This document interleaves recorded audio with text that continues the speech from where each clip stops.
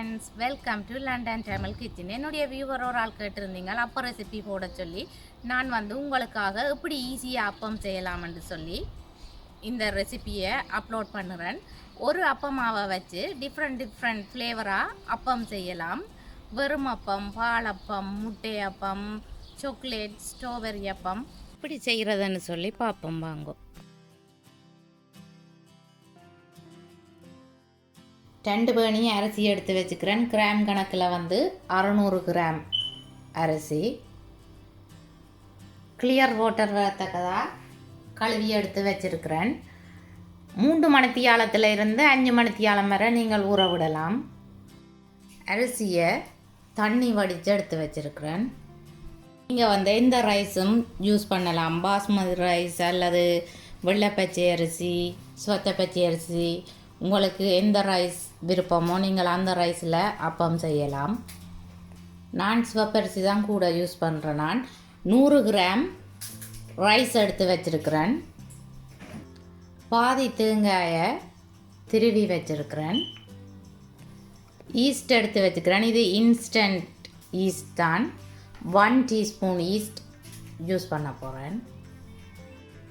இனி ரைஸை கிரைண்டர் கப்புக்குள்ளே போட்டு அரைச்செடுக்க போகிறேன்.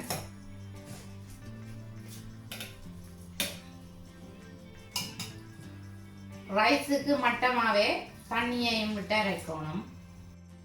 அரிசியும் தண்ணியும் மட்டமாக நிற்கணும். இனி நல்லா ஸ்மூத்தாக அரைச்செடுக்க போகிறேன்.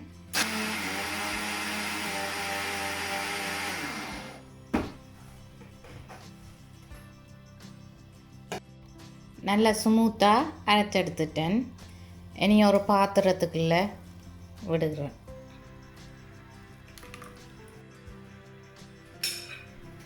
இனி தேங்காய் பூவையும் ரைஸையும் போட்டு அரைச்செடுக்க போகிறேன்.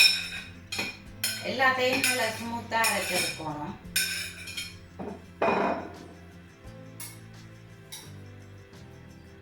இதுக்கும் தண்ணி மட்டம் மாணிக்கக்கூடிய மாதிரியே விட்டு அரைக்கிறேன்.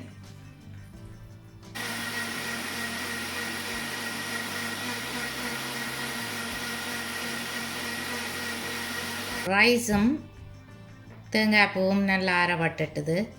இதையும் நான் இந்த டிஷ்ஷுக்குள்ளே விடுகிறேன்.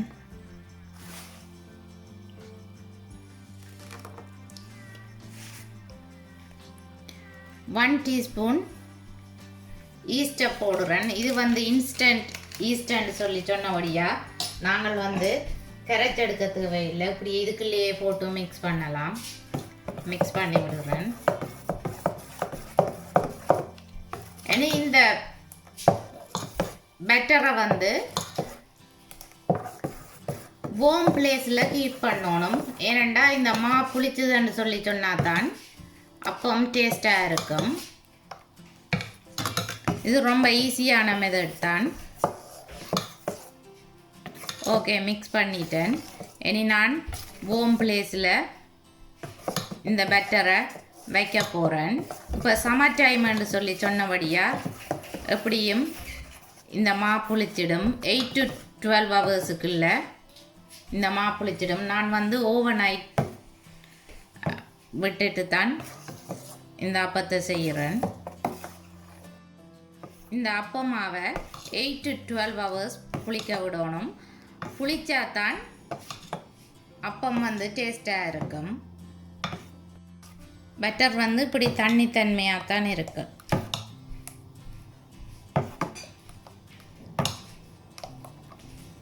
அப்பமா இப்படி இருக்குதுன்னு சொல்லி பாருங்க. மேலே தண்ணி மாதிரி வந்துருக்குது. கிளறை காட்டுறேன்னு பாருங்க. அப்படி புளிச்சு வந்திருக்காண்டு.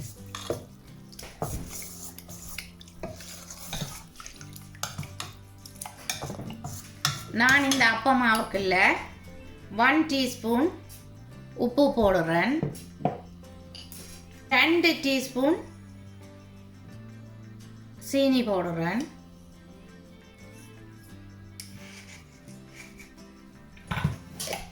போட்டு மிக்ஸ் பண்ணி விட போகிறேன்.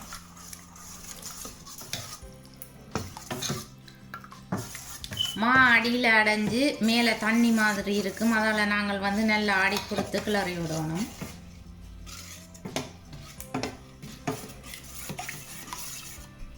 ஓகே, இப்போ இந்த அப்பமா ரெடி ஆகிட்டுது. நீங்கள் இந்த அப்பமாவுக்குள்ள ஒரு எக்கை உடைச்சி போட்டு நல்லா மிக்ஸ் பண்ணிட்டு அப்பம் சுட்டா அந்த கரை வந்து நல்ல முருகலாக வரும். கோகோனட் மில்க் டின்னை நீங்கள் எந்த சூப்பர் மார்க்கெட்டிலையும் வேண்டலாம். இது வந்து லிடில் இருக்கிற கோகோனட் மில்க். கோகோனட் மில்க் எடுத்து வச்சுக்கிறேன். ஃபுல் ஃபேட் கோகோனட் மில்க் எடுக்கணும். ஒரு டின் தான் யூஸ் பண்ண போகிறேன். 400 ml கோகோனட் மில்கை ஒரு பாத்திரத்துக்குள்ளே விடுகிறேன்.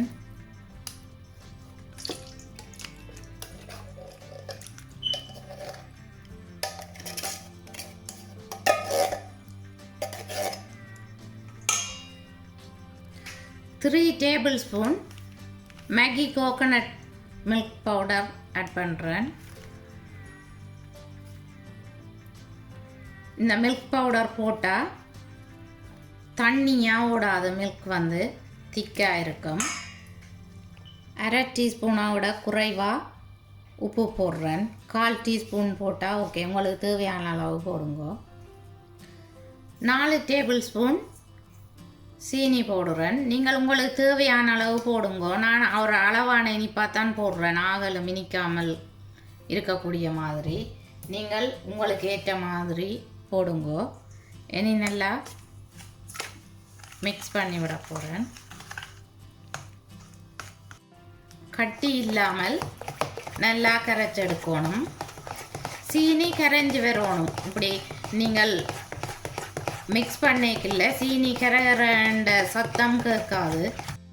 நல்லா கரைஞ்சி வரணும். இப்போ பாருங்கள், நல்லா ஸ்மூத்தாக கரைச்சி எடுத்துட்டேன், கட்டி இல்லாமல். இனி இதுக்குள்ள ஒரு கரண்டி அளவுக்கு அப்பமாவில் விடுகிறேன். அப்படியேன்னு சொல்லி சொன்னால் இந்த பால் தனியாக அப்பம் தனியாக வராமல் அப்படியே ஒட்டி கொண்டு இருக்கும். பால் வந்து அப்பத்தோடு ஒட்டி கொண்டு இருக்கும், ஒழுகாது பெருசாக. ஓகே, இப்போ அப்பத்துக்கு பாலும் ரெடி ஆகிட்டுது.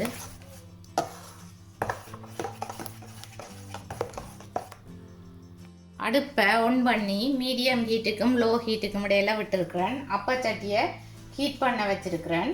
இனி எண்ணெய் போட்ட பேப்பர் உண்டால் துடைச்செடுக்க போகிறேன். அப்போ தான் அப்பம் வந்து சட்டியில் ஒட்டாமல் ஈஸியாக எடுக்கக்கூடிய மாதிரி இருக்கும். இனி அப்பமாவை நீங்கள் ஒவ்வொரு முறை கிள்ளைக்கையும் கலக்கிட்டு தான் கிள்ளணும். நான் எடுத்து வச்சுக்கிற கரண்டியால் 1.5 கரண்டி அப்பமாவை விடுவேன். விட்டுட்டு இனியே இப்படி சுழட்டி பரவி விடணும். சட்டி சூடாக இருக்கேக்குள்ள தான் அப்பமாவை விடணும். இப்படி வடிவா சுழட்டி பரவிட்டு கரைச்சி வச்சிருக்கிற தேங்காய் பாலில் 1.5 டேபிள் ஸ்பூனை விடுகிறேன். நீங்கள் உங்களுக்கு தேவையான அளவு விடலாம். விட்டுட்டு உடனே மூடிடணும். இனி இப்படி மீடியம் ஹீட்டுக்கும் லோ ஹீட்டுக்கும் இடையிலேயே வேக விட போகிறேன். அப்பம் கருகுதுன்னு சொல்லி சொன்னால் நீங்கள் ஹீட்டை இன்னும் குறைக்கணும். இப்போ தேங்காய் பால் திக்காகிட்டுது. நான் இனி அப்பத்தை எடுக்க போகிறேன். கரை முருகி வந்திருக்குது பாருங்க, முருகலா. ஓகே, அப்பம் அப்படி ஈஸியாக எடுக்கக்கூடிய மாதிரி இருக்குது.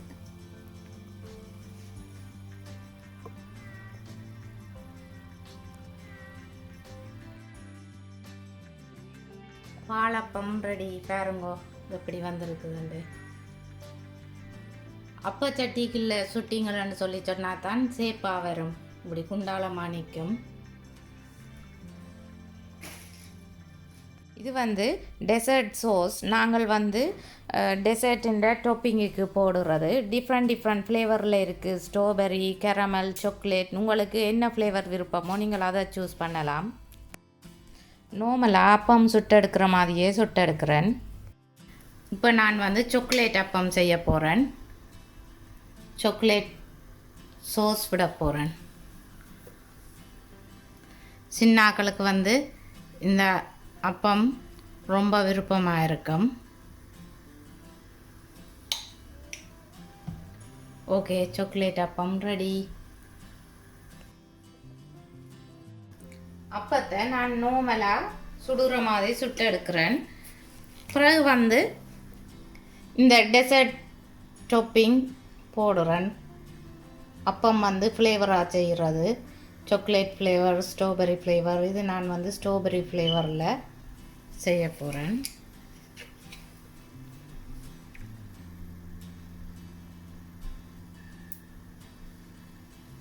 இப்போ வந்து ஸ்ட்ராபெரி ஃப்ளேவரில் அப்பம் ரெடி. அப்பம் குக் பண்ணி முடியத்தான் இந்த சோஸை ஆட் பண்ணுவேன். இப்போ பாருங்க, சாக்லேட் அப்பம், ஸ்ட்ராபெரி அப்பம் ரெடி. சின்னாக்களுக்கு இந்த அப்பம் வந்து ரொம்ப ரொம்ப பிடிக்கும். நீங்கள் இப்படி செய்து கொடுத்து பாருங்கோ.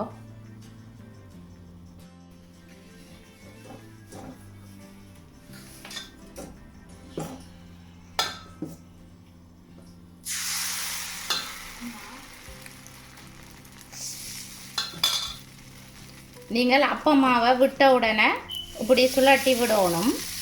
சட்டி வந்து கீட்டன்னு சொல்லி சொன்னால் தான் இந்த அப்பமா ஒட்டி பிடிச்சி கொண்டு நிற்கும். அல்லது அப்பம் வந்து க்ளீனாக வராது.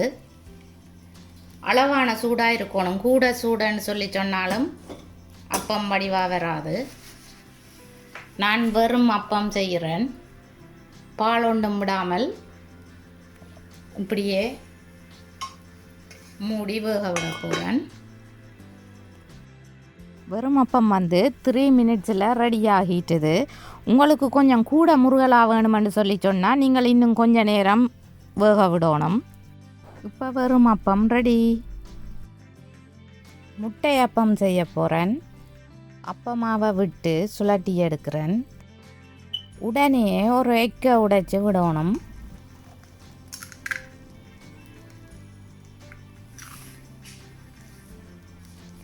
இந்த எக்குக்கு மேலே இந்த ஹோசை பிளாக் பெப்பர் வந்து போட போகிறேன். நீங்கள் உங்களுக்கு தேவையான அளவு போடலாம். நான் கொஞ்சமாக போடுறேன். ஒரு பிஞ்ச் சால்ட்டும் பரவி போடுறேன். இந்த எக் அப்பத்துக்கு வந்து நாங்கள் அடுப்பை லோ ஹீட்டில் விடணும். இது குக் பண்ணுறதுக்கு கூட டைம் எடுக்கும். லோ ஹீட்டில் விட்டு தான் குக் பண்ணணும். மூடி அவிய விடுறேன். லோ ஹீட்டில் விட்டுருக்குறேன். 8 மினிட்ஸ் எடுத்தது இந்த முட்டை அப்பம் வேகிறதுக்கு.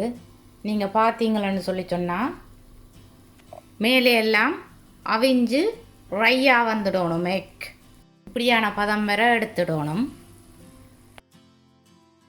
எக் அப்பம் ரெடி ஆகிட்டு வகை வகையாக அப்பம் செய்தாச்சு பாருங்க. எக் அப்பம், பாலப்பம், ஸ்ட்ராபெரி ஃப்ளேவர் அப்பம், சாக்லேட் ஃப்ளேவர் அப்பம், வெறும் அப்பம். வெறும் அப்பம் நீங்கள் வந்து சம்பலோட சாப்பிடலாம். இனிப்பு விருப்பம் இல்லைன்னு சொல்லி சொன்னால் நீங்கள் வெறும் அப்பம் செய்து சாப்பிடலாம். எக் அப்பம் எப்படி வேகி இருக்குதுன்னு சொல்லி பாருங்க. இங்கே எக் இப்படி நல்ல ட்ரையாக வரும். நீங்கள் கூட நேரம் அப்பம் வேக விட்டால் அப்படி முறாண்டு வரும். சத்தம் கேட்குதா? சில பேருக்கு வந்து அப்பம் சாஃப்டாக இருக்கிறது விருப்பம். அப்போ நீங்கள் கூட நேரம் விடாமல் 4 மினிட்ஸ்லேயே எடுத்தீங்களா ஓகேயா இருக்கும். 5 மினிட்ஸுக்கு மேலே 7-8 மினிட்ஸ் அண்டு விட்டீங்களன்னு சொல்லி சொன்னால் அப்பம் முருகி வரும். லோ ஹீட்டில் விட்டு முருகலாக எடுக்கணும். அப்பத்தை பிச்சு காட்டுறேன்னு பாருங்கோ.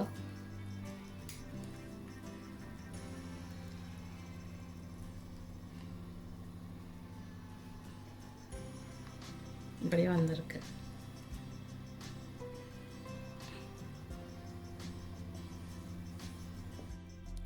நீங்களும் விதம் விதமாக அப்பத்தை இப்படி செய்து பாருங்கோ, எப்படி வந்தேன்னு சொல்லி எனக்கு கமெண்ட் போடுங்கோ. என்னுடைய வீடியோஸ் உங்களுக்கு பிடிச்சிருந்தா லைக் பண்ணுங்கோ, ஷேர் பண்ணுங்கோ, கமெண்ட் பண்ணுங்கோ. ப்ளீஸ் மறக்காமல் என்னுடைய சேனலை சப்ஸ்கிரைப் பண்ணுங்கோ. மீண்டும் இன்னும் ஒரு அமேசிங்கான ரெசிபியோடு உங்களை சந்திக்கும் வரை உங்களிடமிருந்து விடைபெறுவது உங்கள் மதி. பாய்.